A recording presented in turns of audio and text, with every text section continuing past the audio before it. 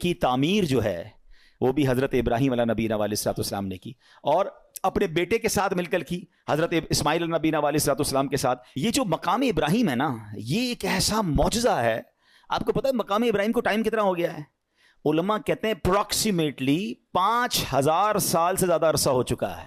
یہ جو باکس ہے نا مقام ابراہیم کے اوپر، یہ اب لگا ہے 200-400-500 سال پہلے یہ پتھر کھلے آسمان تلے پڑا ہوتا تھا، کھلے آسمان تلے ہزاروں بارشیں، ہزاروں آندھیاں، ہزاروں موسم تبدیل ہوئے، مگر کمال دیکھیں وہ پتھر میں حضرت ابراہیم کے قدموں کا نشان آج بھی ویسے ہی موجود ہے۔ یعنی اللہ نے نشانی کیسے باقی رکھی ہے؟ آپ ذرا سوچیں کہ 200-400 سال کسی عمارت کو چھوڑ دیں وہ گر جاتی ہے، وہ ٹوٹ جاتی ہے، وہ پرانی عمارتیں کہاں چلتی ہے؟ 5000 ایئرز پرانا یہ پتھر ہے۔ اور اس مقام ابراہیم، یہ جنت سے آیا تھا پتھر۔ اور اس پتھر کی ایک اور خوبصورت بات، حضرت ابراہیم اس پتھر پہ کھڑے ہوتے تھے تو کعبے کی دیواریں تو بہت اونچی ہیں، تو فرمایا کہ جیسے جیسے کعبے کی دیوار اونچی ہوتی جاتی تھی نا، یہ پتھر بھی اونچا ہوتا جاتا تھا۔ آج کل جو ہماری سائنس نے لفٹیں بنائی ہیں نا، سنو، thousands years ago یہ پتھر کیا کام کرتا تھا؟ جب نیچے پتھر لگانا ہوتا تھا یہ پتھر نیچے آ جاتا تھا، جب اونچا پتھر لگانا پڑتا تھا یہ پتھر اونچا ہو جاتا تھا۔ تو اللہ کی قدرت کا ایسا نظارہ ہے، اور آج بھی مقام ابراہیم جو ہے سبحان اللہ وہ موجود ہے۔ ایک عشق والی بات بھی سن جاؤ، ٹھیک ہے؟ ہم اپنے بیان میں کچھ عقیدے کا بھی ذکر کر دیا کرتے ہیں، کوئی عشق رسول کی بات بھی کر لیتے ہیں۔ اس مقام پر نماز ادا کرنے کا، اپنی سجدہ گاہ بنانے کا قرآن حکم دیتا ہے، وَاتَّخِذُوا مِن مَّقَامِ إِبْرَاهِيمَ مُصَلًّى، اور ابراہیم کے کھڑے رہنے کی جگہ کو اپنی سجدہ گاہ بناؤ، اپنی مصلی بناؤ، یہاں نماز ادا کرو۔ اب مجھے بتائیے کہ جہاں حضرت ابراہیم موجود نہیں ہیں، ان کے قدموں کے نشان ہیں، اللہ اس کی عظمت کا ذکر قرآن میں کر رہا ہے، تو جہاں جس قبر انور میں، جس روضے میں خود مصطفیٰ کریم موجود ہیں، تو اس مدینے کی برکتوں کا عالم کیا ہوگا، اس روضہ رسول کا عالم کیا ہوگا، مسجد نبوی میں جا کے سجدوں کا عالم کیا ہوگا۔ تو آپ سوچئے کہ سبحان اللہ۔ اچھا، پھر یہاں ایک اور بات سیکھنے کو مل رہی ہے، اللہ والے جہاں سے گزر جائیں، جہاں ٹچ کر دیں، جہاں وقت گزار لیں، وہ جگہ ایسی مقبول ہو جاتی ہے کہ وہاں جائیں تو جا کر دعائیں قبول ہونا شروع ہو جاتی ہیں۔ تو اگر آج کوئی مقدس مقام پر کسی اللہ کے ولی کے مزار پر جا کر اللہ سے دعا مانگ رہا ہے تو یہ رحمتوں کے نزول کی جگہ ہے، یہ قرآن سے ہمیں سیکھنے کو مل رہا ہے۔ Let's come to the topic. اب حضرت ابراہیم علیہ نبینا علیہ السلام جو ہے نا، وہ اتنی عظیم ہستی ہیں کہ آپ کے کچھ اسپیشلٹیز ہیں، ایکسکلوسیوٹی ہے، یعنی وہ صرف آپ کے ساتھ خاص ہیں۔ وہ چند باتیں عرض کرتا ہوں۔ حضرت ابراہیم علیہ السلام نبی پاک علیہ السلام کے بعد سب سے افضل ہیں۔ اسی طرح حضرت ابراہیم علیہ السلام اپنے بعد آنے والے سارے نبیوں کے والد بھی ہیں۔ اچھا، اسی طرح آپ ہی کی یادگار حج کے ارکان ہیں، آپ ہی کعبہ شریف کی پہلی تعمیر کرنے والے ہیں۔ اس طرح جس پتھر پر کھڑے ہو کر آپ نے کعبے کو تعمیر کیا، اس پتھر پر اس کے قریب قیام اور سجدے ہونے لگ گئے، اور قیامت میں سب سے پہلے آپ ہی کو عمدہ لباس عطا ہوگا، آپ کے فوراً بعد جناب رسول اللہ صلی اللہ تعالی علیہ وسلم کو عطا ہوگا۔ تو یہ وہ مقام ہے حضرت ابراہیم علیہ نبینا علیہ السلام کا۔ اب آتے ہیں آپ کی زندگی کے بہت خوبصورت واقعات ہیں۔ میں نے کہا نا کہ آج چونکہ ٹاپک میرا توکل ہے تو میں ایک ہی واقعے کو روکوں پہ بات کروں گا، ورنہ حضرت ابراہیم کی سیرت ایسی سیرت ہے، میں نوجوانوں کو، ینگسٹرز کو، سب کو کہوں گا وی مسٹ ریڈ، کیونکہ آپ کی زندگی میں نمرود کی آگ کا واقعہ بھی ہے، آپ کی زندگی میں خانہ کعبہ کی تعمیر کا، اور کس طرح آپ اپنی زوجہ کو، اپنے بچے کو ایک بالکل لک و دک صحرا میں چھوڑ کر آ گئے۔ کیسا رب پر بھروسہ تھا کہ اللہ کی اطاعت میں دودھ پیتے بچے کو، حضرت اسماعیل کو چھوڑ کر آ گئے، مگر وہاں چھوڑنا پورے مکے شہر کی آبادی کا سبب بن گیا۔ اور پھر آپ ہی کی زندگی میں وہ واقعہ بھی ہے کہ جس میں کیا ہوا تھا کہ آپ علیہ نبینا علیہ السلام کے ساتھ جو کعبے کی تعمیر ہوئی، آپ علیہ السلام کے ساتھ بہت سارے ایسے واقعات، وہ پرندوں کا ذبح کرنا بھی ہے، آپ علیہ السلام کے بہت سارے معجزات ہیں جو سننے اور دیکھنے کے قابل ہیں۔ اور پھر آپ کو جب خواب میں حکم دیا گیا کہ اپنے بیٹے کو ذبح کرو، تو آپ نے اپنے بیٹے کو ذبح کرنے میں بھی کسر نہ چھوڑی۔ یہ اللہ کے کیسے بندے تھے، ہر قربانی کے لیے ہر وقت تیار ہو جاتے تھے۔ آپ کو پتہ ہے حضرت ابراہیم کو اولاد کب ملی تھی؟ حضرت ابراہیم اللہ سے دعا کرتے تھے، اسمع یا ایل، اسمع یا ایل، اسمع لفظ عربی کا، اسمع کے معنی ہوتا ہے اللہ سن لے، ایل ہے عبرانی زبان کا لفظ۔ the meaning of L is پروردگار، اللہ، اے اللہ میری سن لے، مجھے بیٹا دے دے، مجھے اولاد دے دے۔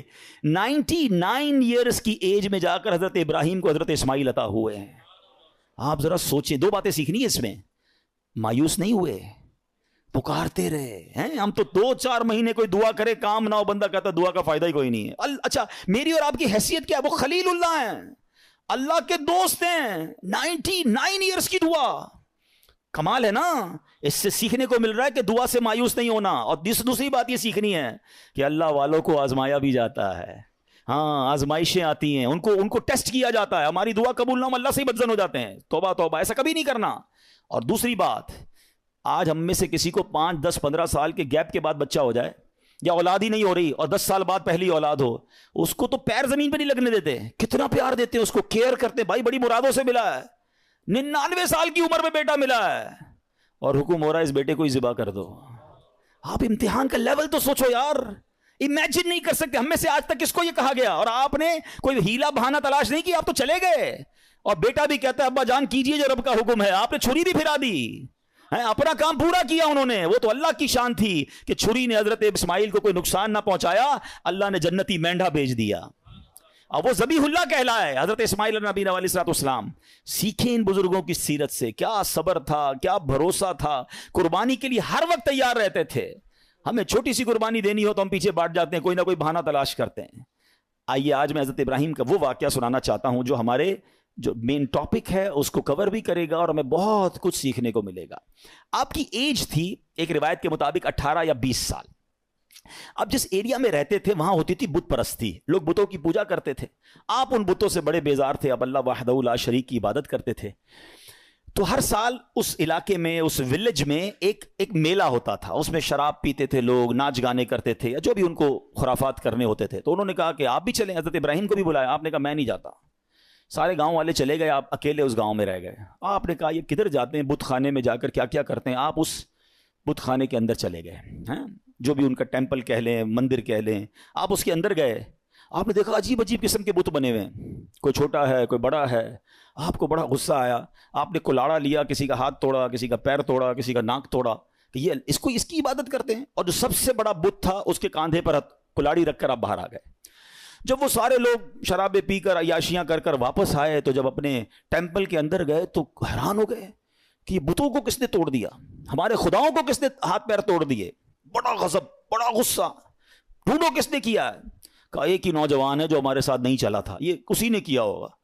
حضرت ابراہیم علیہ نبینا علیہ السلام کو لائے اور کہا کہ یہ کس نے کیا ہے, آپ بتائیں.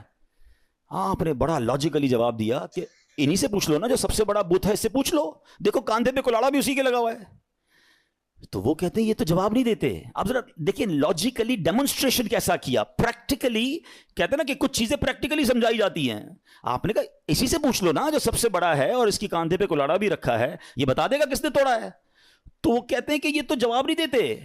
اللہ اکبر. اب اس پوائنٹ کو لے کر حضرت ابراہیم علیہ نبینا علیہ السلام نے کیا خوبصورت, جس کو کہتے ہیں جواب دیا, جو آپ نے جواب دیا وہ قرآن میں موجود ہے.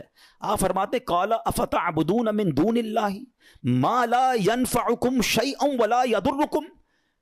کہا کہ تم اللہ کے سوا ایسے کو پوجتے ہو جو نہ تمہیں نفع دے سکتا ہے نہ نقصان دے سکتا ہے. اف لکم, تف ہے تمہارے اوپر. ولما تعبدون من دون اللہ افلا تعقلون. کہتے ہیں تم ان بتوں کو اللہ کے سوا پوچھتے ہو, تف ہے تم پر, تمہارے اندر عقل نہیں ہے, تمہیں خود نہ نفع دے رہے ہیں نہ نقصان دے رہے ہیں. یعنی پریکٹیکل کر کے بتایا نا. مگر کہتے ہیں کہ جس کی آنکھوں پر پردہ پڑ جائے نا اس کو آپ ایگزامپل بھی دے دیں, دلیل بھی دے دیں. آج بھی ایسے لوگ موجود ہیں, قرآن سے نکال کے دکھا دو, حدیث سے بتا دو, اس کو لاجیکلی سمجھا دو. جس کو نہیں ماننا میں نہ مانوں, اس کو نہیں ماننا. تو یہ شروع سے معاملہ ہے کہ کچھ لوگ نہیں مانتے. تو بہرحال اب اتنا زبردست ڈیمونسٹریشن تھا, ہونا کیا چاہیے تھا, توبہ کر لیتے کہ یار بات تو صحیح کر رہے ہیں, یہ بت اپنے آپ کو توڑ پھوڑ سے نہیں بچا سکے, ہمیں کیا بچائیں گے. مگر اینڈ آف دا ڈے کیا ہوا, ان ظالموں نے کیا کہا کہ اب ان کو پکڑ کر ان کو جلا دو.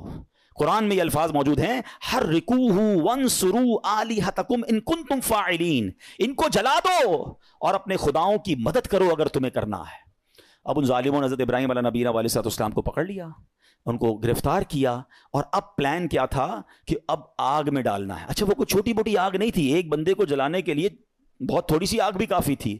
انہوں نے دنیا کی ہائیسٹ فائر ایسٹنگوش کی, اتنی بڑی آگ لگائی کہ وہ ایریا نو فلائنگ زون بن گیا, پرندہ بھی اوپر سے نہیں گزر سکتا تھا, پرندہ گر جاتا تھا آگ کے اندر, اتنی خطرناک آگ. ٹھیک ہے, اچھا جب آگ لگ گئی تو ہوا کیا, آسمان اور زمین کی تمام مخلوقات نے اللہ کی بارگاہ میں عرض کرنا شروع کر دی کہ اے خداوند تیرے خلیل آگ میں ڈالے جا رہے ہیں, اے اللہ ان کے سوا دنیا میں تیرا کوئی نام لینے والا نہیں ہے, عبادت تیری یہی کرتے ہیں, اللہ تمہیں اجازت دے کہ ہم ان کی مدد کریں. تو اللہ کریم نے کیا جواب ارشاد فرمایا کہ وہ میرے خلیل ہیں, میں ان کا معبود ہوں, اگر ابراہیم تم سے مدد طلب کریں تو کرو ان کی مدد.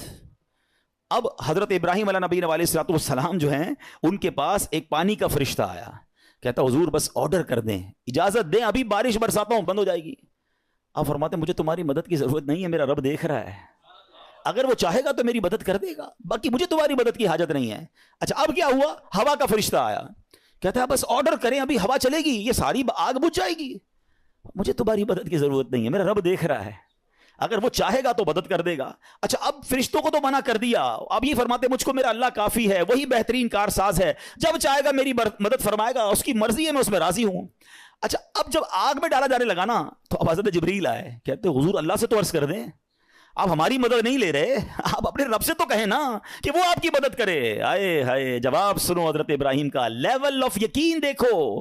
آپ فرماتے میرے حال کو وہ خوب جانتا ہے, وہ دیکھ رہا ہے نا, اسے معلوم ہے میں کس تکلیف میں ہوں, میں راضی ہوں, اگر اس نے مدد کرنی ہوگی تو وہ مدد کر دے گا.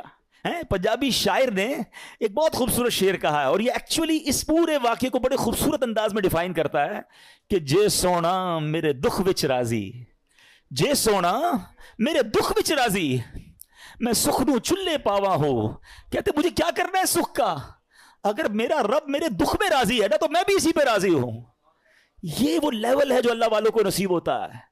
آپ ان کے پاس اتھارٹی تھی, ایسا نہیں تھا بے بس تھے, آپ کو باندھ دیا گیا تھا, آپ کو آگ میں ڈالا جانا تھا, ان کے پاس اتھارٹی تھی, فرشتے آ رہے تھے, مگر آپ کہتے ہیں مجھے نہیں مدد کی ضرورت تمہاری, رب دیکھ رہا ہے نا, وہ کر دے گا مدد.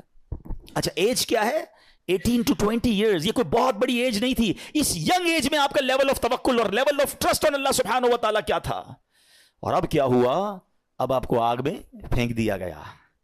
اچھا آپ آگ میں جو گئے تھے نا, آپ نے ایک دعا پڑھی تھی, لا الہ الا انت سبحانک لک الحمد ولک الملک لا شریک لک. اور جب آپ آگ کے شعلوں میں داخل ہوئے تو اب اللہ کریم کی طرف سے آگ کو آرڈر کیا دیا گیا. آپ نے نہیں مانگا, مگر رب کی طرف سے کیا آرڈر دیا گیا وہ بھی قرآن میں موجود ہے.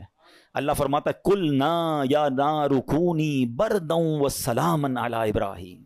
رب فرماتا ہے ہم نے فرمایا اے آگ ہو جا ٹھنڈی اور سلامتی ابراہیم پر. علماء نے اس کی بھی تفسیر بیان کی کہ اگر اللہ کی طرف سے صرف یہ حکم ہوتا نا ٹھنڈی ہو جا, تو حضرت ابراہیم کو ٹھنڈ لگنا شروع ہو جاتی, اتنی ٹھنڈی ہو جاتی.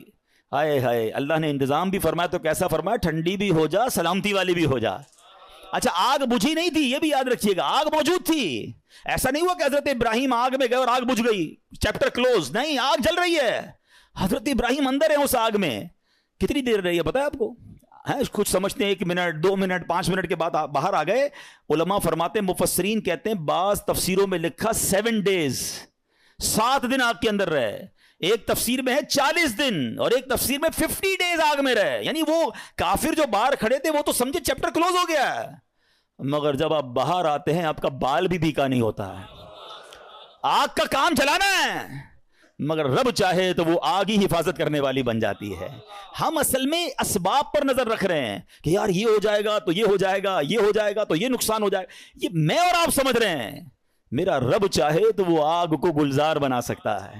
اس پورے واقعے پر شعراء نے بڑی کمال کی شاعری کی ہے. ایک بڑا کمال کا شعر ہے. اصل میں اس واقعے سے بہت ساری باتیں سیکھنے کو ملیں گی. ایک بات سیکھنے کو پتہ کیا مل رہی ہے, ہر چیز لاجک پر نہیں ہوتی ہے, ہر چیز عقل پر فیصلے نہیں کرنے ہوتے. ہمارے پاس کیلکولیٹر ہے نا, ہم زندگی کے بہت سارے فیصلے کیلکولیٹر پر کرتے ہیں. بعض اوقات لوگ زکوٰۃ دیتے نا, کہتے ہیں یار 10 کروڑ روپے ہیں, 25 لاکھ روپے زکوٰۃ نکل جائے گی, اوئے ہوئے یہ تو پیسے کم ہو جائیں گے, 9 کروڑ 75 لاکھ رہ جائیں گے. کیلکولیٹر کیا بتا رہا ہے, پیسے کم ہو جائیں گے. ایک میرا آپ کا کیلکولیٹر ہے, ایک رحمت کا کیلکولیٹر ہے. رحمت کا کیلکولیٹر کہتا ہے 2 اللہ کی راہ میں یہ بڑھیں گے. عقل کہتی کیسے بڑھیں گے بھائی, میں اگر اپنے جیب میں پیسے دے دوں گا اللہ کی راہ میں تو کم ہی ہوں گے نا. لاجک یہ کہتی ہے, رحمت کچھ اور کہتی ہے. ہر چیز عقل سے نہیں ہوتی ہے. کیا خوبصورت شعر ہے, بے خطر کود پڑا آتش نمرود میں عشق. یہ چھلانگ جو ہے نا عقل نے نہیں لگائی تھی, یہ عشق نے لگائی تھی. عقل تو کہہ رہی تھی جل جائیں گے, عشق کہتا ہے کود جاؤ, رب کا حکم ہے نا, رب کی رضا ہے. بے خطر کود پڑا آتش نمرود میں عشق, عقل تھی محو تماشائے لبے بام. ابھی عقل تو ابھی سوچ رہی تھی عشق نے اپنا کام کر دیا. پنجابی کا ایک شعر ہے, عشق دے چلے ہی نمبر لے گئے. ہاں, عشق دے چلے ہی نمبر لے گئے, عقل مندہ ایویں عمرہ گالیاں. ہاں, بعض اوقات عشق والے بہت آگے بڑھ جاتے ہیں. اور شاعر مشرق نے کیا لکھا, کیا کمال کی بات. یقین کرے یہ شعر جو ہے نا, کاش یہ بات سمجھ آ جائے. ہمیں بعض اوقات لگتا ہے مسئلہ حل نہیں ہو رہا, پرابلم سالو نہیں ہو رہی, بڑی مشکل ہے, ایک ہی ریکوائرمنٹ ہے. شاعر مشرق لکھتے ہیں, اگر آج بھی ہو ابراہیم سا ایمان پیدا. کیا کنڈیشن ہے؟ لیول آف ایمان اگر وہ ہو جائے نا, توکل, ٹرسٹ, اگر آج بھی ہو ابراہیم سا ایمان پیدا, آگ کر سکتی ہے انداز گلستان پیدا. آج بھی آگ گلزار بنے گی, آج بھی آپ کی پرابلم سالو ہوگی, بس ایمان وہ چاہیے, لیول وہ چاہیے جو حضرت ابراہیم علیہ نبینا علیہ الصلوۃ والسلام کو عطا کیا گیا. تو اس واقعے سے اللہ کی رضا پر راضی رہنا, مشکلوں پر صبر کرنا اور امتحان پر اپنے آپ کو اسٹیڈ فاسٹ رکھنا, یہ ہمیں قرآن سکھا رہا ہے. اور اے میرے پیارے اسلامی بھائیوں, آج کل ہمارا بہت بڑا مسئلہ کہ ٹرسٹ ڈیفیسٹ ہے. ہمیں دنیا والوں پر بھروسہ ہے, ہمیں رب پر بھروسہ نہیں ہے. ہم سب پر بھروسہ کرتے ہیں, ہم رب پر بھروسہ نہیں کرتے. ہماری جو ہے نا اللہ سے دوستی کمزور ہو گئی ہے. ہمیں لگتا ہے نہیں یار یہ مسئلہ کیسے حل, جب تک یہ بندہ نہیں ملے گا نا, جب تک یہ فون نہیں کرے گا, جب تک اس سے میرا کانٹیکٹ ڈیولپ نہیں ہوگا, میرا کاروبار ہی نہیں بڑھے گا, میرا مسئلہ ہی حل نہیں ہوگا. یہ ہماری بھول ہے. میں آپ کو کچھ انشاءاللہ حدیثیں سناتا ہوں, پھر اس ٹاپک پہ مزید بات کرتے ہیں کہ اللہ کے حبیب علیہ الصلوۃ والسلام کیا فرماتے ہیں.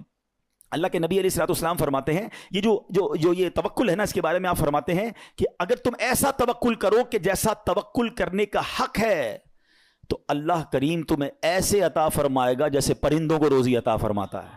اب یہ اتنے سارے پرندے ہیں, ان کی روزی کا انتظام کیا ہے؟ اتنا کمال کا یہ اسٹڈی اگر آپ کریں, اور حدیث میں آیا نا کہ اللہ ایسے روزی دے گا جیسے پرندوں کو دیتا ہے. کبھی بھی آپ کے گھر میں بھی کوئی پرندہ ہو, آپ نے اس کے گھونسلے میں دیکھا ہے کوئی چھوٹی سی اس نے کبٹ بنائی ہوئی ہو اور 2-4 دن کا چارہ جمع کیا ہو؟ کسی پرندے کے پاس دیکھا ہے؟ نہیں. اس کا مطلب یہ ہوا کہ 800 ارب پرندے اپروکسیمیٹلی ڈیلی صبح گھر سے نکلتے ہیں, اپنے درختوں سے اڑتے ہیں, اور جب شام واپس آتے ہیں ان سب کو اللہ پاک روزی دے چکا ہوتا ہے. توکل کا لیول دیکھیں نا, توکل ہے نا, ان کو کل کا جمع ہی نہیں کرنا. ہمارے کبڈز بھرے ہیں, ہمارے اکاؤنٹس بھرے ہوئے, ہماری جیبوں میں پیسے, ہمارے اناج کے ڈبے کھولے کچن میں تو کچھ نہ کچھ نکل آئے گا, مگر فکر ہی ختم نہیں ہوتی. کال کرو تھینو, پرسوں کیا ہوگا, 1 سال بعد کیا ہوگا, بچہ بڑا ہو جائے گا تو کیا ہوگا, یہ بوڑھا ہو جاؤں گا کیا ہوگا, میں مر جاؤں گا تو کیا ہوگا. ارے اللہ کے بندے, سارے کام ہمارے سوچنے کے ہیں ہی نہیں. جس رب نے پیدا کیا ہے مجھے, وہ مجھے دے رہا ہے. جس نے بچوں کو پیدا کیا اس کو بھی دے گا. بچی پیدا نہیں ہوتی, ہماری ٹینشن شروع ہو جاتی ہے اس کی شادی کا کیا ہوگا. ارے بھائی ابھی تو پیدا ہوئی ہے, تو ابھی سے ٹینشن لینے شروع کر دی ہم نے. نہیں, اللہ پر بھروسہ, یقین, وہ کریم ہے, وہ مالک ہے, ساری دنیا کو عطا کر رہا ہے, مجھے بھی دے گا. بڑا خوبصورت جملہ علماء کہتے ہیں, وہ چونٹی کو کن دیتا ہے اور ہاتھی کو من بھی وہی دیتا ہے. ہاتھی کی خوراک دیکھیے, وہ منو کھاتا ہے, چونٹی ذرہ کھاتی ہے, وہ ذرے چونٹی کو ذرہ بھی پہنچا دیتا ہے اور ہاتھی کو منو بھی پہنچا دیتا ہے, تو وہ مجھے بھی دے گا, بس لیول چاہیے. ایک اور بڑی خوبصورت حدیث پاک ہے, اللہ کے نبی علیہ الصلوۃ والسلام فرماتے ہیں, جس کو یہ پسند ہو کہ وہ لوگوں میں سب سے زیادہ قوی ہو جائے. ہم میں سے بہت سارے لوگ بڑے کمزور ہوتے ہیں, ڈر جاتے ہیں, خوفزدہ رہتے ہیں, یہ ان کے لیے حدیث کا پارٹ بڑا زبردست ہے. آپ فرماتے ہیں جو یہ چاہتا ہے کہ سب سے زیادہ قوی ہو جائے, تو اسے چاہیے کہ اللہ عز و جل پر توکل کرے, اور جس کو یہ پسند ہو کہ وہ زمانے میں باعزت ہو جائے, اسے چاہیے تقوی اختیار کرے. اور جس کو یہ بات پسند ہو کہ سب لوگوں سے زیادہ دولت مند ہو جائے, تو اپنے پاس موجود شے سے زیادہ اس پر اعتماد کرے جو اللہ تعالیٰ کے دستے قدرت میں ہے. ہم اپنے مال پر بڑا بھروسہ کر رہے ہوتے ہیں, یار بھائی دیکھو پیسے جمع کر لو, مصیبت میں کام آئیں گے. ہاں, کوئی بیمار ہو گیا نا تو اچھا ڈاکٹر کر سکو گے, مکہ مدینے جانا ہے نا تو حج کے لیے پیسے چاہیے گے. یہ بھول ہے ہماری. مجھے بتائیے, آپ کے پاس کروڑوں روپے ہیں, آپ دنیا کا بیسٹ ڈاکٹر ہائر کر لیں, بیسٹ ہاسپٹل میں چلے جائیں, اللہ نے شفا نہیں دینی تو نہیں دینی. ہاں, مجھے کووڈ کا زمانہ یاد آ گیا. پیسے کم تھے لوگوں کے پاس, منتیں کر رہے تھے کہ ہاسپٹل میں کمرہ مل جائے, بیسٹ کمرہ لے لیا, سلنڈر لے لیا, بڑی سورسیں لگتی تھی. مجھے یاد ہے اچھی طرح, مجھے دبئی سے کال آئی تھی, بہت اچھے ہمارے دوست ہیں, اللہ نے ان کو بہت نوازا ہے, بہت نوازا, اور مطلب وہ بندہ ایسا کہ پورا ہاسپٹل خرید سکتا ہے. اس نے مجھے فون کیا کہ عبدالحبیب بھائی میرے چچا جو ہیں کووڈ ہو گیا ان کو. اس پر بڑا خوف تھا کراچی میں, پورا کراچی لاک ڈاؤن میں تھا. کہہ رہا یار کچھ کر دیں, جتنے پیسے خرچ ہوتے ہیں بتائیں, ان کو کوئی کمرہ, ان کو کوئی ہاسپٹل میں جگہ نہیں مل رہی ہے, سلنڈر نہیں مل رہا, کچھ کریں. یعنی وہ کروڑ 2 کروڑ 5 کروڑ بھی خرچ کر دیتے, کچھ نہیں ہوا, اور 2 سے 3 دن بعد ان کا وصال ہو گیا. کدھر گئے پیسے, کدھر گئی سورس, یاد رکھیے گا. اور آپ نے بھی دیکھا ہے, میں نے بھی دیکھا ہے, بندے کے پاس کچھ نہیں ہے, ڈاکٹر کہتے نہیں بچے گا. میں کل ایک مریض سے مل کے آیا ہوں, کبھی کہیں گے تو آپ کو انشاءاللہ یہاں لا کے ان سے بات کرواؤں گا. مجھے کہتے ہیں میری رپورٹ میں نے ڈاکٹر کو دکھائی کہ 3 مہینے ہیں تمہارے پاس, 3 مہینے. کل رات میری ملاقات ہوئی, کہہ رہے اس بات کو 4 سال ہو گئے ہیں. میں انہوں نے اپنے روحانی علاج کچھ کیا, وظائف پڑھے, مجھے بتایا سارا, انہوں نے پورا سسٹم بتایا. میرا رب چاہے نا, انہوں نے کہا اس کے بعد میں نے کوئی بایوپسی نہیں کرے, لیور کینسر.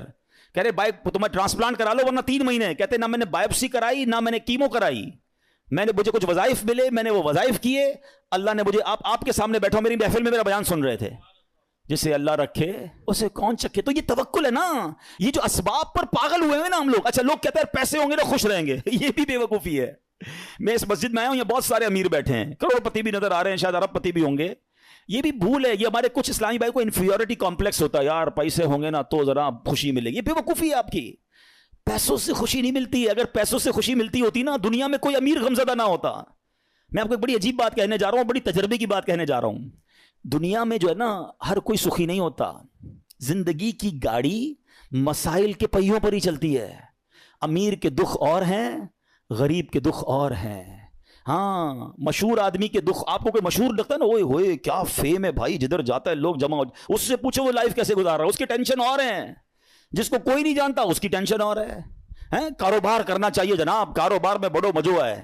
کاروباری کے دکھ اور ہیں, نوکری والے کے دکھ اور ہیں. تو یہ دنیا مسائل کے ساتھ ہی چلے گی. آپ کو اللہ کی رضا پر راضی رہنا ہے.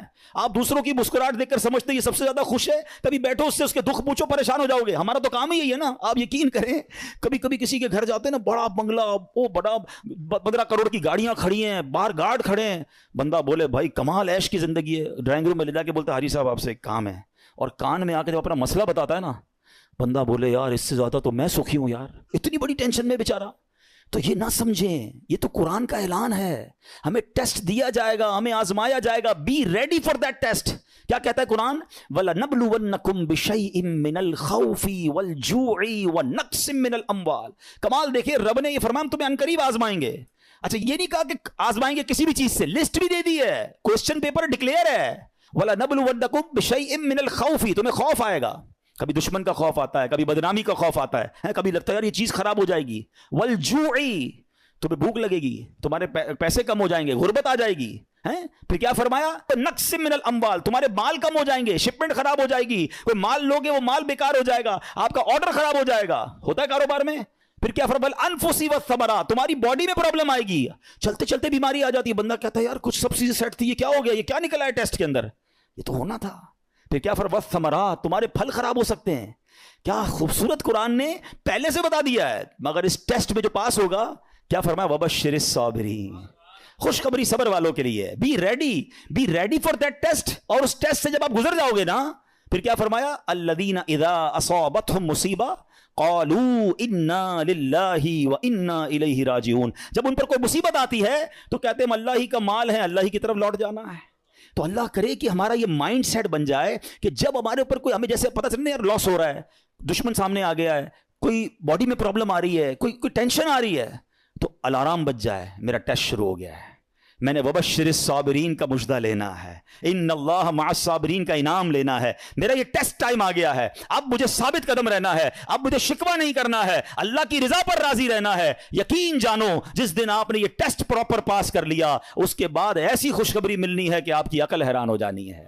بس ہمیں اللہ پر بھروسہ رکھنا ہے, اللہ پر یقین رکھنا ہے, اور وہ رب کیسے عطا فرماتا ہے. سبحان اللہ. ایک اور ایمان افروز واقعہ سنیں, پھر میں آپ کو ایک کمال کی آیت سناؤں گا. ہوا کیا, ایک بزرگ تھے حضرت حاتم اسم, بہت بڑا نام ہے, ٹھیک ہے. ان کا توکل بہت کمال کا تھا.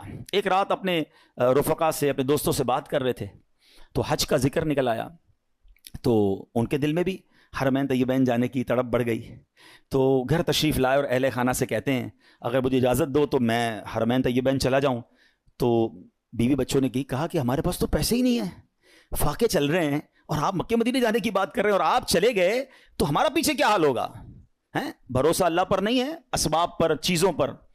تو وہ ایک چھوٹی بچی تھی, وہ کیا کہتی ہے, اگر تم لوگ اجازت دے دو تمہارا کیا جائے گا, یہ جہاں جانا چاہتے جانے دو, یہ رزق دینے والے تھوڑی ہیں. کہتے یہ رازق تھوڑی ہیں, رزق ملنے کا وسیلہ ہیں.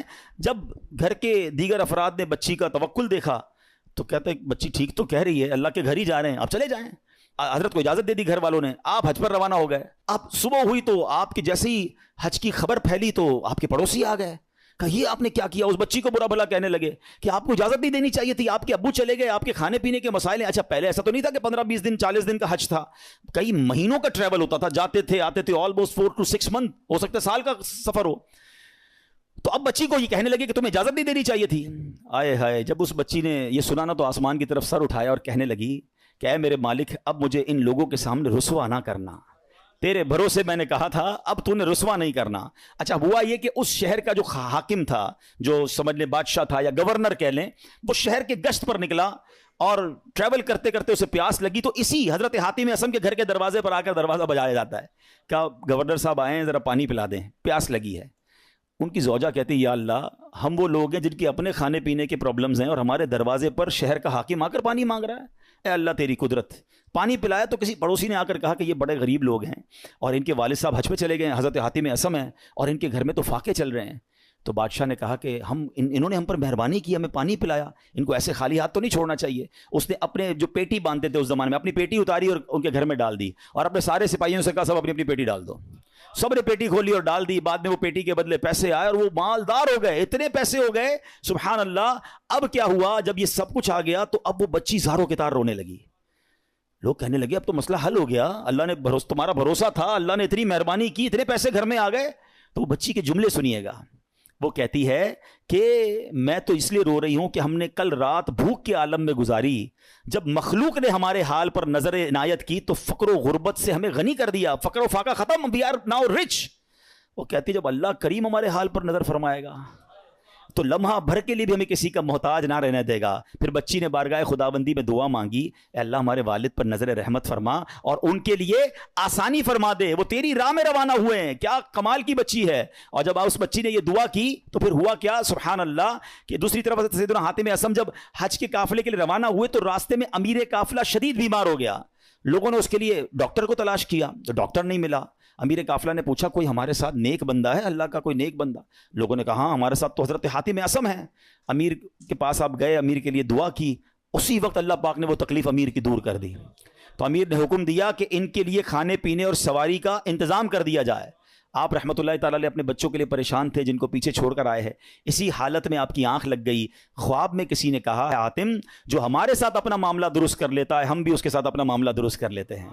آپ کو اہل و عیال کے ساتھ جو پیچھے مدد ہوئی نا وہ بھی خواب میں بتا دیا گیا۔ حج کے بعد جب واپس تشریف لائے تو بچی گلے لگ کر رونے لگی۔ اس موقع پر وہاں موجود بچوں نے بڑوں سے کہا اللہ پاک اس کی طرف نظر نہیں فرماتا جو عمر کے اعتبار سے بڑا ہو، بلکہ اس کی نظر رحمت تو اس کی طرف متوجہ ہوتی ہے جو اللہ کریم کی زیادہ پہچان رکھتا ہے، زیادہ معرفت رکھتا ہے۔ تو اے میرے پیارے اسلامی بھائیوں، یاد رکھیے اللہ پر بھروسہ ہو تو بگڑے کام سنور جاتے ہیں۔ یہ آج کل لوگ جو حرام کام کی طرف جا رہے ہیں نا، کوئی سود کا کام کر رہا ہے، کوئی رشوت کا کام کر رہا ہے، کوئی جناب کہتا ہے نہیں یار جھوٹ بولے بغیر کاروبار کیسے ہوگا، یہ ایکچولی پرابلم یہ توکل کی کمی ہے۔ آج حرام روزی کا جو بازار گرم ہے نا، اچھا پتہ سب کو ہے کہ میں جھوٹ بول رہا ہوں، پتہ ہے میں ملاوٹ کر رہا ہوں، پتہ ہے میں دھوکہ دے کر پیسے کما رہا ہوں، لیکن جب اس سے پوچھو کیوں کر رہے ہو تو یار کیا کریں، گھر کا خرچہ کیسے چلے گا، مارکیٹ میں سارے ہی جھوٹ بولتے ہیں، میں نہیں بولوں گا تو میرا مال کیسے بکے گا۔ مجھے بتائیے پھر توکل کدھر گیا، پھر بھروسہ کدھر گیا؟ یعنی آپ یہ سمجھتے کہ غلط کر کر ہی پیسے ملیں گے، یہ بھول ہے ہماری۔ یاد رکھیے حرام روزی کے قریب بھی نہ جائیں، یہ وہ غلطی ہے جو ہمارے یہاں بہت بڑی تعداد میں لوگ کر رہے ہیں۔ آپ یقین کریں، آپ اللہ پر بھروسہ رکھیں اور ایک نیت کر لیں آج کچھ بھی ہو جائے میں حرام روزی کے قریب بھی نہیں جاؤں گا۔ پھر دیکھیں آپ کے مسئلے کیسے حل ہوتے ہیں۔ سب سے بڑا پرابلم پتہ ہے کیا ہے؟ ہمارے مسئلے حل نہیں ہو رہے، ہمیں سکون نہیں ملتا ہے، ہماری ٹینشنیں دور نہیں ہوتی ہیں۔ پلیز چیک کیجئے روزی حلال ہے کہ نہیں ہے۔ ایک بار حضرت موسیٰ علیہ نبینا علیہ السلام نے ایک شخص کو دیکھا کہ وہ زارو کتار رو رہا ہے، ہاتھ اٹھا کر دعائیں کر رہا ہے، یا اللہ یا اللہ یا اللہ۔ حضرت موسیٰ تو اللہ سے بات کرتے تھے، آپ نے اللہ سے عرض کی مولا یہ اتنی دعائیں کر رہا ہے، اس کی دعا سن لے، اس کی پکار سن لے، اس کا مسئلہ حل کر دے۔ اللہ نے فرمایا اے موسیٰ یہ اتنا روئے کہ روتے روتے مر جائے، یہ اتنے ہاتھ بلند کرے کہ اس کے ہاتھ آسمان تک پہنچ جائیں، تب بھی اس کی دعا قبول نہیں ہونی ہے۔ حضرت موسیٰ نے کہا یا اللہ وجہ کیا ہے؟ فرمایا یہ حرام کھاتا ہے، حرام پہنتا ہے اور اس کے گھر میں حرام مال ہے۔ خدا را اس سے نکل آئیے, ہمت کیجیے, ایک بار آپ بھروسہ کیجیے اللہ پر. مجھے اندازہ ہے اس طرح کے بیان ہوتے ہیں نا تو ڈبل مائنڈڈ ہو جاتا ہے بندہ, یار بات ٹھیک ہو رہی ہے مگر پورا امپائر کھڑا ہوا ہے, پوری فیکٹری چل رہی ہے, پورا بزنس ہی سود پہ چل رہا ہے, جھوٹ پہ چل رہا ہے, بہت ساری غلطیاں ہیں, کیسے نکلوں؟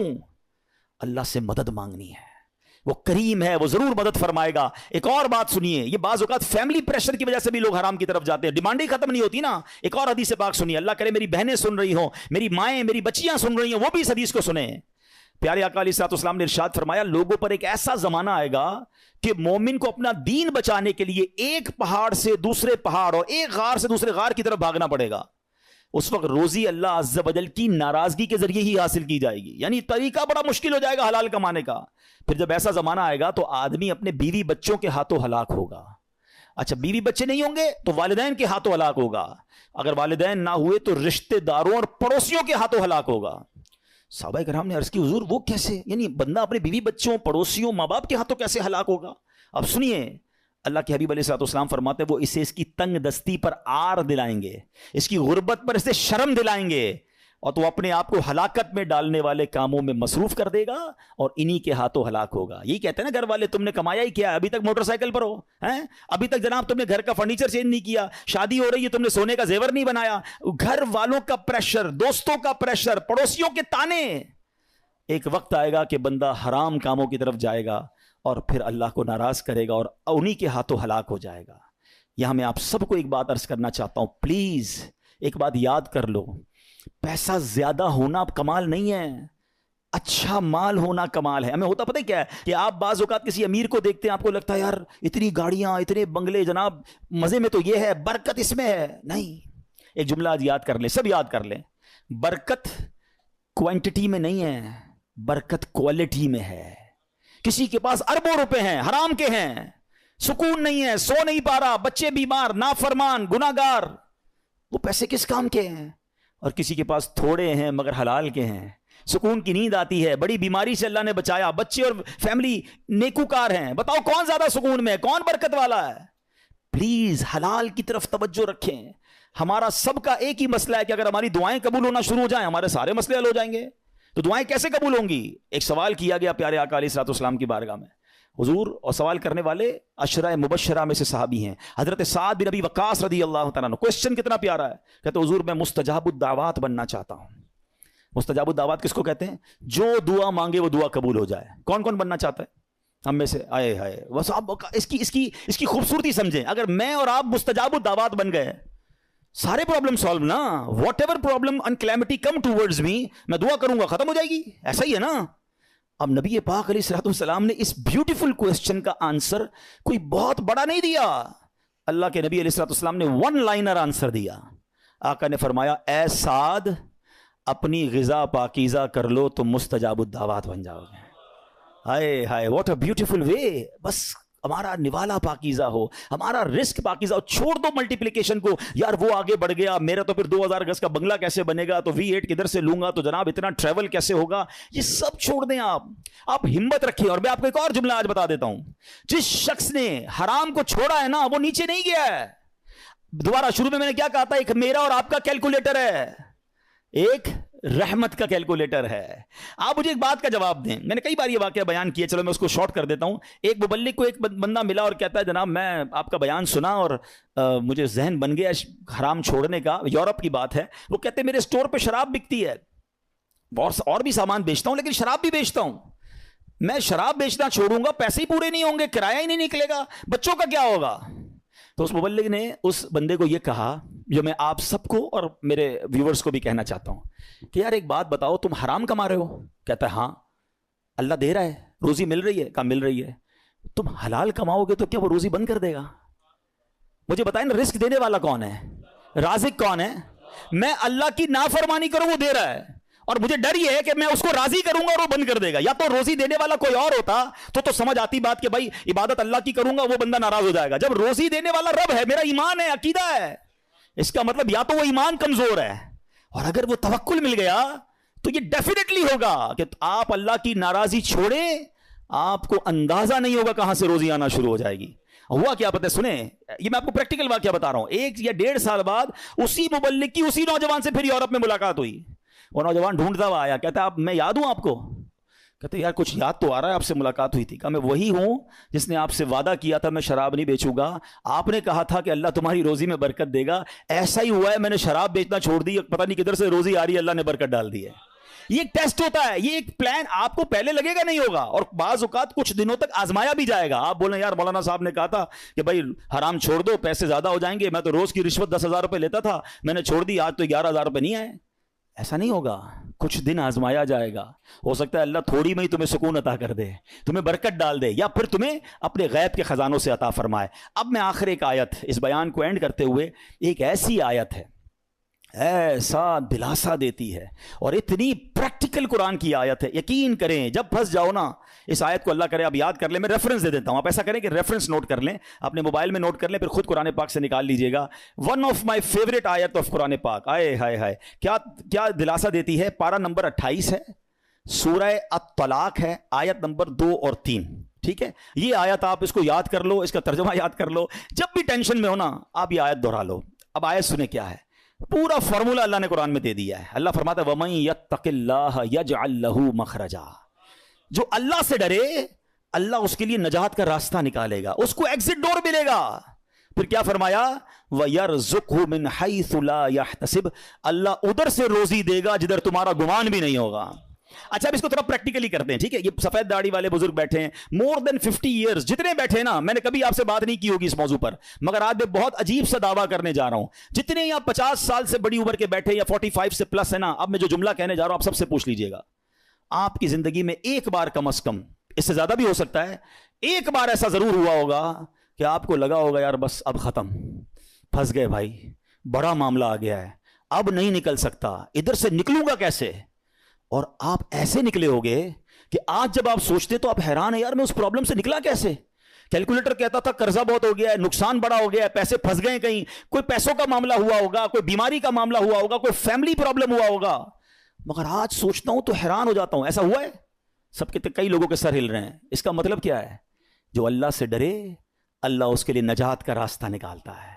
وَيَرْزُقْهُ مِنْ حَيْثُ لَا يَحْتَسِبْ, اللہ ادھر سے روزی دیتا ہے جدھر تمہارا گمان بھی نہیں ہوتا. جو لوگ اس بھروسے سے ہٹ جاتے نا, دیکھیں واٹ از دا کانسیکوینسز, اگر ہم توکل کو چھوڑتے تو اس کا پتہ ہے پرابلم کیا ہوتا ہے. میں نے میرے بیان کا ٹاپک آج ہم نے اسی لیے رکھا توکل ضروری کیوں ہے. آج ڈپریشن بڑھ رہا ہے, آج سوسائڈز بڑھ رہے ہیں, آج لوگ جناب اللہ سے مایوسی کی باتیں کر رہے ہیں. کیوں؟ توکل ختم ہو گیا. توکل ایکچولی اینٹی ڈپریشن ہے. اگر آپ بھروسہ اللہ پر کر لینا, دنیا کی کوئی بھی چیز سامنے آ جائے, ہمیں کسی نے آگ میں نہیں ڈالا, حضرت ابراہیم کو تو آگ میں ڈالا نا. ایسے بہت سارے بدر کا واقعہ ہم نے سنا. 313 لوگوں کو کیا تھا جذبہ, توکل تھا کہ اللہ کے نبی ساتھ ہیں, ہم راضی ہیں, اور اللہ نے فرشتے بھیج دیے. تو ایکچولی یہ ڈپریشن سے نکلنا ہے, سوسائڈ کے خیال دماغ میں نہ آئے, تو ہمیں اسٹرانگلی اللہ پر بلیو کرنا ہوگا. یہ آیت بتا رہی ہے وَيَرْزُقْهُ مِنْ حَيْثُ لَا يَحْتَسِبْ, اللہ ادھر سے روزی دے گا ادھر تمہارا گمان بھی نہیں ہوگا. پھر اللہ آگے کیا فرماتا ہے, وَمَن يَتَوَكَّلْ عَلَى اللَّهِ فَهُوَ حَسْبُهُ, جو اللہ پر بھروسہ کرے اللہ اس کے لیے کافی ہے. Actually this is the message of قرآن. اللہ پر بھروسہ نہیں ہے تو آپ پریشان ہی رہیں گے, اور اللہ پر بھروسہ کر لیں پھر دیکھیں آپ کیسے نکلتے ہیں. ہم دنیا والوں کو اپنی پرابلمز بتاتے ہیں. میں آج آخر میں آپ کو ایک بات بتانا چاہتا ہوں, نہ بتایا کرو دنیا والوں کو اپنے مسائل. ہاں مت بات کیا کرو, کوئی کچھ کرتا بھی نہیں ہے اور کر سکتا بھی نہیں ہے. میری بیماری کون دور کر سکتا ہے, میرا پرابلم, کیونکہ سارے مسائل حل ہونے اللہ کی بارگاہ سے ہیں. دنیا والوں سے ہم بات کرتے ہیں نا, لوگ انجوائے کرتے ہیں, لوگ ہماری بات پر مزے لے رہے ہوتے ہیں. ہمارے سامنے نہیں کہتے, ہمارے بعد لوگوں کو بتاتے ہیں آیا تھا میرے پاس, اس کا فلاں مسئلہ ہے, اس کا فلاں پرابلم ہے, ہاں بڑی بڑی باتیں کرتا ہے یہ والے پرابلم میں. یعنی ہماری پرابلم سے دنیا والے انجوائے کر رہے ہوتے ہیں. کیوں بتاتے ہو دنیا والوں کو بھائی, کسی کا احسان کیوں اٹھائیں, کسی کو حالات کیوں بتائیں, تم ہی سے مانگیں گے تم ہی دو گے, تمہارے در سے ہی لو لگی ہے. وہ شاعر کہتے ہیں نا, دنیا والے تو درد دیتے ہیں, دنیا والے تو درد دیتے ہیں, درد دل کی دوا مدینہ ہے, درد دل کی دوا. اور کیوں ہو مایوس اے مریضوں تم, کیوں ہو مایوس اے مریضوں تم، آؤ دارو شفا مدینہ ہے. تو ہمیں اللہ اور اس کے رسول کی طرف نظر رکھنی ہے، ہم نے دنیا والوں کو نہیں بتانا ہے. تو ہمیں اللہ پر جب بھروسہ ہوگا نا، میں آپ کو مشورہ دیتا ہوں، آپ اللہ سے باتیں کیا کرو. مجھے ایک بات بتائیں، کبھی رات میں ایسا ہوا ہوگا آپ کے ساتھ کہ آپ بڑے دکھی ہوں گے، ٹینشن میں نیند نہیں آئی ہوگی، بچپن میں خاص طور پہ یا جوانی میں، اور آنکھوں میں آنسو ہوں گے اور آپ اپنی والدہ کے پاس گئے ہوں گے نیند سے بیدار ہو کر، یا نیند نہیں آ رہی، اور ماں کو کہا ہوگا ماں میں بہت پریشان ہوں، پھنس گیا ہوں ماں، بیمار ہوں یا قرضے میں ہوں، واٹ ایور آپ کا پرابلم تھا. سچ بتاؤ ماں نے کیا کیا تھا؟ کروٹ بدل کر سو گئی تھی کہ بیٹا تو جان تیرا کام جانے؟ یا ماں بھی بے قرار ہو گئی تھی، ماں بھی اٹھ کر بیٹھ گئی، ماں نے سینے لگایا، اللہ سے دعائیں کرنا شروع کر دی. مجھے ایک بات بتاؤ، میں بستر سے اٹھ کر آنکھوں میں آنسو لیے جب ماں کے پاس گیا، اس ماں نے سینے لگایا. کبھی بستر سے اٹھ کر آنکھوں میں آنسو لے کر اللہ کے پاس جاؤ تو صحیح. میرا رب تو وہ ہے جس نے میری ماں کے دل میں ممتا بھی اسی نے ڈالی ہے، وہ کئی ماؤں سے زیادہ چاہنے والا ہے. ہمارا پرابلم یہ بات ہی نہیں کرتے اللہ سے، ہم سب سے بات کرتے ہیں. آپ اس کو ٹرائی کر کے دیکھ لیں اور اللہ سے اپنی مادری زبان میں جس طرح بات کرنی ہے بات کریں نا. دنیا میں کسی بڑے آدمی، گورنر، وزیر اعظم، صدر سے بات کرنی ہے، اول تو ٹائم نہیں ملتا، نمبر نہیں ملتا، مل جائے تو سیکرٹری بولتا ہے صاحب بہت بیزی ہیں، 15 دن بعد موقع ملے گا. اچھا پھر ملاقات 5 منٹ کی ہوگی. کتنی کنڈیشن ہے یار.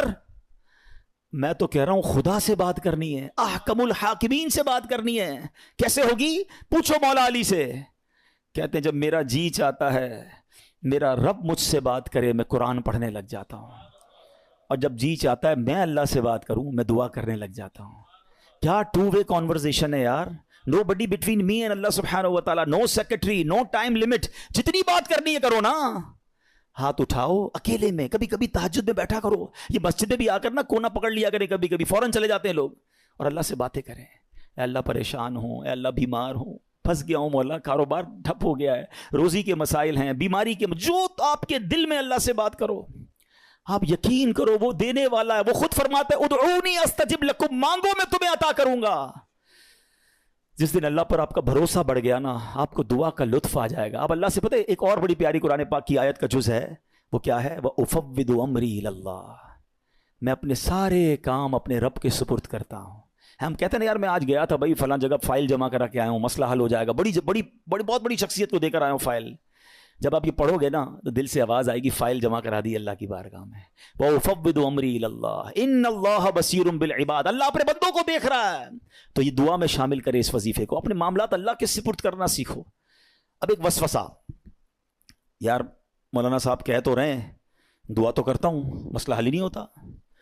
مکے جا کر بھی دعا کی، مدینے جا کر بھی دعا کی، فلاں مزار شریف پہ بھی کی، فلاں بزرگ سے بھی کروائی، 10 سال سے دعا کر رہا ہوں، مسئلہ تو حل ہی نہیں ہو رہا. آپ کہتے ہیں اللہ سے مانگو اللہ دے گا.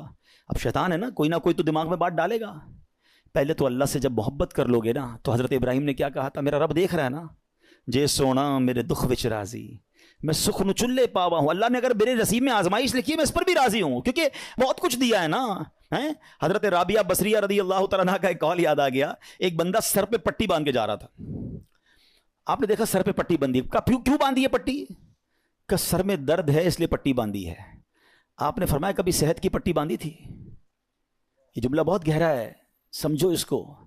یعنی یہ آپ اللہ کی ولیاں ہیں نا، یہ اللہ والے نے ان کے نزدیک یہ بھی شکایت ہے کہ سارے شہر کو بتا رہے ہو کہ اللہ نے آج درد دیا ہے. ایک دن درد دیا تو تم پٹی باندھ کے گھوم رہے ہو.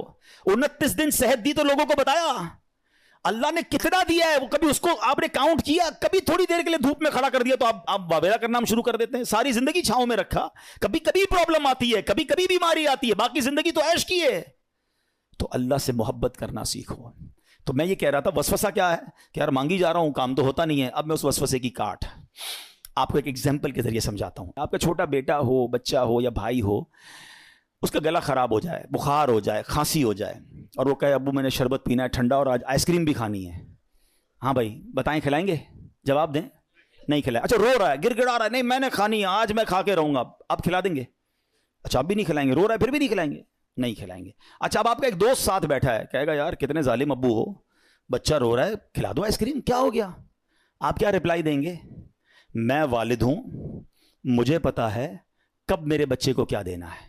یہی کہتے ہیں نا، میں والد ہوں مجھے معلوم ہے میرے بچے کو کب کیا دینا ہے. اب ذرا دل سے میرا جملہ سننا، تم والد ہو، تمہیں پتا ہے بچے کو کب کیا دینا ہے. میرے مالک کو نہیں پتا مجھے کب کیا دینا ہے. میں رو رہا ہوں، میں گر گڑا رہا ہوں، میں ادھر جا رہا ہوں، میں ادھر جا رہا ہوں، میں سب سے دعائیں کروا رہا ہوں، نہیں ہو رہا میرا مسئلہ حل. ارے مان لو نا یہ میرے لیے بہتر ہے. میرا رب نہیں کر رہا یہ میرے لیے بہتر ہے. میرے ماں باپ میرے لیے برا نہیں سوچتے، تو وہ خالق اگر اس کو یہی منظور ہے تو یہی میرے لیے بہتر ہوگا. کاش یہ جس دن یہ توکل کا لیول مل گیا، آپ کو کبھی کسی پرابلم میں ٹینشن نہیں ہوگی. کام ہو گیا تب بھی راضی رہو گے، نہیں ہوا جب بھی راضی رہو گے کہ میرے رب نے نہیں کیا نا، یہی میرے لیے. میں نہیں سمجھ پا رہا، مجھے نہیں. بچوں کو کہاں سمجھ آتی ہے، وہ کہتے ہیں ابو اچھے نہیں ہیں، امی اچھی نہیں ہے، مجھے نہیں دے رہی چیز. ابو امی کو پتا ہے کیوں روک رہے ہیں. ارے میری آپ کی عقل اتنی، ہمیں یہ سمجھ ہے کہ بچے کو کب کیا دینا ہے کیا نہیں دینا. جس نے کائنات بنائی اسے نہیں پتا مجھے کب کیا دینا ہے کیا نہیں دینا. کچھ لوگوں کو مال علماء کہتے اس لیے نہیں دیا جاتا کہ وہ امیر ہو جائیں گے تو نافرمان ہو جائیں گے، ایمان سے ہاتھ دھو بیٹھیں گے. کچھ لوگوں کو غریب اس لیے نہیں بنایا جاتا کہ وہ غریب ہوں گے تو فقر و فاقہ کی وجہ سے اسلام سے چلے جائیں گے. اللہ کی دین ہے، اللہ کی مرضی ہے. وَتُعِزُّ مَن تَشَاءُ وَتُذِلُّ مَن تَشَاءُ. میں اور آپ ہوتے کون ہیں اعتراض کرنے والے کہ اس کو امیر کیوں بنایا، اس کو غریب کیوں بنایا، اس کو لمبا کیوں بنایا، اس کو چھوٹا کیوں بنایا. ارے رب کی مرضی، وہ خالق اور مالک ہے، ہم بندے ہیں، ہمارا کام ماننا ہے، ہمیں اس سے محبت کرنا ہے، ہمیں اس پر بھروسہ کرنا ہے. خدا کی قسم اگر آج میں اور آپ توکل کو پالیں زندگی گزارنا آسان ہو جائے گا. تو آج کے بیان میں یہ پیغام لے کر جاؤ کہ میں نے سب سے زیادہ اگر کسی سے محبت کرنی ہے تو اپنے مالک سے کرنی ہے، کیونکہ اس نے سب سے زیادہ عطائیں مجھے دی ہیں. ارے میں جب پیدا نہیں ہوا تھا، جب سے مجھے نواز رہا ہے، میں ماں کے پیٹ میں تھا، اس نے میرے ہاتھ پیر سلامت رکھے، مجھے لنگڑا پیدا نہیں کیا، مجھے بغیر ہاتھ کے پیدا نہیں کیا. کہ بچے نابینا پیدا نہیں ہوتے، کیا دل کے سوراخ والے بچے پیدا نہیں ہوتے؟ میرے رب نے مجھے پورا پیدا فرمایا. اور سنو کس دور میں پیدا کیا. میں 5,000 سال پہلے بھی پیدا ہو سکتا تھا، میں کسی اور نبی کا بھی امتی بن سکتا تھا. میرے رب نے بن مانگے مجھے میرے نبی کا امتی بنا دیا. یہ اس امت میں بنایا جس امت میں داخل ہونے کے لیے انبیاء تمنا کیا کرتے. یا رسول اللہ، آپ ذرا سوچیں کہ کس قدر ہم پر مہربانی ہے. یہ ہم نے مانگی تھی. میں نے اور آپ نے کیا پیدا ہونے سے پہلے دعا کی تھی، یا اللہ صحیح سلامت بنانا، اندھا مت بنانا، بہرا مت بنانا، گونگا مت بنانا، اے اللہ مجھے جو ہے وہ نبی پاک کا امتی بنانا. Nobody ask. ہمیں تو پتہ ہی نہیں تھا. ہم کسی غیر مسلم ماں باپ کے گھر میں بھی پیدا ہو سکتے تھے. نہیں ہوتے بچے پیدا کرسچنز کے گھر میں، جیوز کے گھر میں، ہندوؤں کے گھر میں. کتنی مہربانی کی میرے مولا نے، مجھے مسلمان ماں باپ دے دیے. میرے کانوں نے سب سے پہلی آواز اذان کی سنی. اللہ کی مہربانی نہیں ہے. کوئی بھجن سنتا ہے، کوئی پتہ نہیں کدھر کیا کیا گھنٹے سنتا ہے.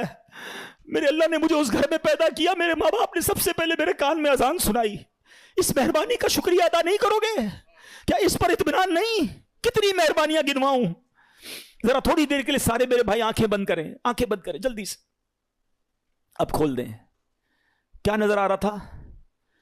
کچھ بھی نہیں. اندھیرا نظر آ رہا تھا نا. یہ تھوڑی دیر سیکنڈ جو اندھیرا آپ کے سامنے تھا نا، نابینا کی زندگی میں ساری زندگی اندھیرا ہوتا ہے. میں اور آپ ساری زندگی سجدہ کریں نا تو کم ہے کہ اللہ نے آنکھیں دی ہیں. کبھی سوچو وہ نابینا زندگی کیسے گزارتا ہے، نہ بچوں کو دیکھ سکتا ہے، نہ فیملی کو دیکھ سکتا ہے. عید کے دنوں میں بچے آتے ہوں گے، ابو دیکھو کیسے کپڑے پہنے. وہ بیچارہ اپنے بچوں کو بھی نہیں دیکھ سکتا. ہم نے کب شکر ادا کیا یار، اللہ تو نے آنکھیں دی، سلامت دی، اندھا نہیں بنایا. یہ تو ایک نعمت کی بات کر رہا ہوں، کتنی نعمتیں گنواؤں. نا شکری، شکوے، کمپلین، آلویز کمپلین. محبت کرو اپنے رب سے. ارے بہت دیا ہے، بہت. اور سچی بات یہ، جتنا گناہگار ہوں نا، جتنا بڑا نافرمان ہوں، نافرمانوں کو کون دیتا ہے؟ آپ جاب سے فائر کر دیتے ہو، آپ کی بات نہ مانے امپلائی فارغ، بچہ بے نافرمان گھر سے نکال دیتے ہو. میں تو کتنا بڑا نافرمان ہوں، مگر روز دیے جا رہا ہے، روز دیے جا رہا ہے، کوئی نعمت واپس نہیں لے رہا. اور ہم اللہ سے شکوہ کرتے ہیں، اللہ پر ہی بھروسہ نہیں کرتے. آج سیکھ کے جانا ہے، آج بدل کے جانا ہے، آج اپنے رب سے محبت کا درس لے کے جانا ہے. مجھے کسی سے اتنا پیار نہیں کرنا ہے جتنا مجھے اپنے رب سے پیار کرنا ہے. وہ بڑا کریم ہے. یقین کرو جب رب سے بندہ محبت کر لیتا ہے نا، جب اللہ پر بھروسہ کر لیتا ہے، وَمَن يَتَوَكَّلْ عَلَى اللَّهِ فَهُوَ حَسْبُهُ. قرآن میں اس کا اعلان ہے، اللہ اس کے لیے کافی ہے. جو اللہ پر بھروسہ کر لے اللہ اس کے لیے کافی ہے. اللہ ہمیں اپنا بھروسہ عطا کر دے, ہم اسی سے مانگتے ہیں. اللہ ہمیں اپنی محبت عطا کر دے, ہمیں اپنا یقین عطا کر دے, تیرے فیصلوں پر اطمینان عطا کر دے. اللہ ہم کمزور ہیں, ہل جاتے ہیں, ہمارا بھروسہ ہل جاتا ہے, ہمارا توکل شیک ہو جاتا ہے. اللہ وہ غلطیاں بھی معاف کر دے. ہو سکتا ہے ہماری زبان سے ایسا کچھ ادا ہو گیا ہوگا, ہم نے تیرے فیصلوں پر بھی اعتراض کر دیا ہوگا. کریم ہے مالک, ہمارے وہ جملے معاف کر دے اور اب ہمیں اپنا بھروسہ عطا کر دے, ہمیں اپنا یقین عطا کر دے, تیرے فیصلوں پر اطمینان عطا کر دے اور ہمیں فقط رزق حلال عطا فرما. اے میرے پیارے اسلامی بھائیوں, یہ سیکھ کر جانا ہے اور قرآن کا یہ پیغام ہے. اللہ کرے کہ ہم عمل کرنے والے بن جائیں. الحمدللہ دعوت اسلامی کے پیارے ماحول میں یہ باتیں سکھائی جاتی ہیں, اللہ رسول کی محبت سکھائی جاتی ہے. دعوت اسلامی کے ماحول سے وابستہ رہیں, اجتماعات میں شرکت کریں, مدنی چینل دیکھیں. اللہ پاک ہمیں عمل کرنے کی توفیق عطا فرمائے. آج کے اس اجتماع کو اپنی بارگاہ میں قبول فرمائے. صلو علی